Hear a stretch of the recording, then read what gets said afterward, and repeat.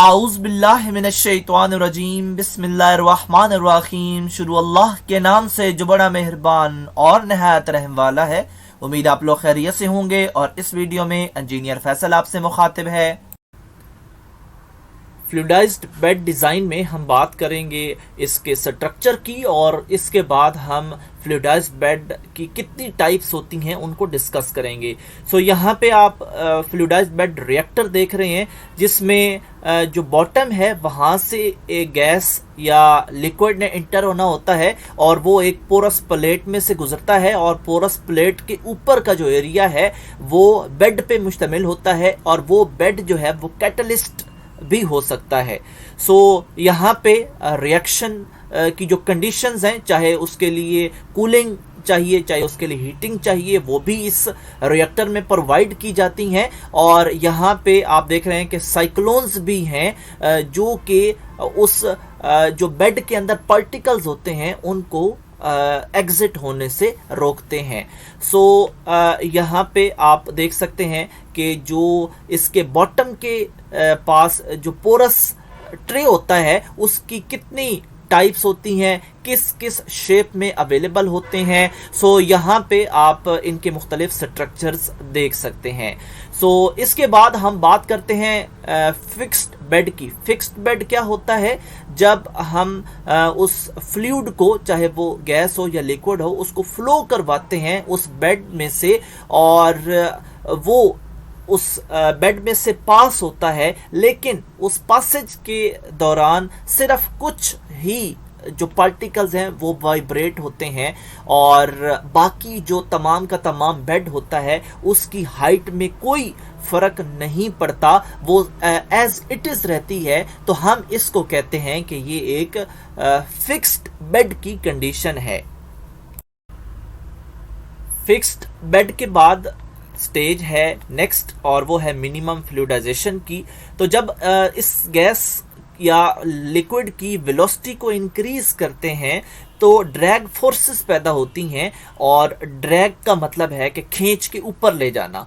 तो जो उस बेड के पार्टिकल्स होते हैं वो हाई वेलोसिटी की वजह से वो फोर्सेस उनको टॉप की तरफ लेके जाती हैं, लेकिन उसकी अपोजिट एक और काम भी होता है और वो होता है कि जो पार्टिकल्स होते हैं वो नीचे की तरफ यानी बॉटम की तरफ जो है वो आने की कोशिश करते हैं और फिर एक ऐसा पॉइंट आता है जिसमें ड्रैग फोर्सेस और पार्टिकल्स का वेट आपस में इक्वल हो जाते हैं और इसी कंडीशन को हम फ्लूइडाइजेशन कहते हैं। लेकिन ये जो है फ्लूइडाइजेशन है इस स्टेज पे मिनिमम फ्लूइडाइजेशन होती है, तो इस स्टेज पे फुली फ्लूइडाइजेशन नहीं होती। तो ये उसकी सेकंड स्टेज है।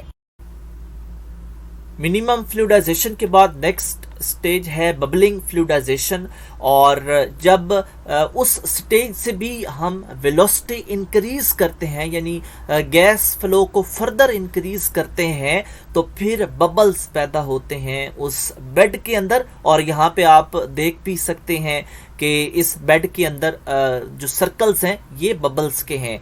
तो बबल्स क्रिएट होते हैं और ये वैसे इस रिएक्शन में क्रिएट नहीं होने चाहिए क्योंकि इसकी वजह से जो कांटेक्ट होता है उस फ्लूइड का और कैटलिस्ट का वो कम हो जाता है और जो केमिकल रिएक्शन होता है उसकी एफिशिएंसी भी डिक्रीज हो जाती है।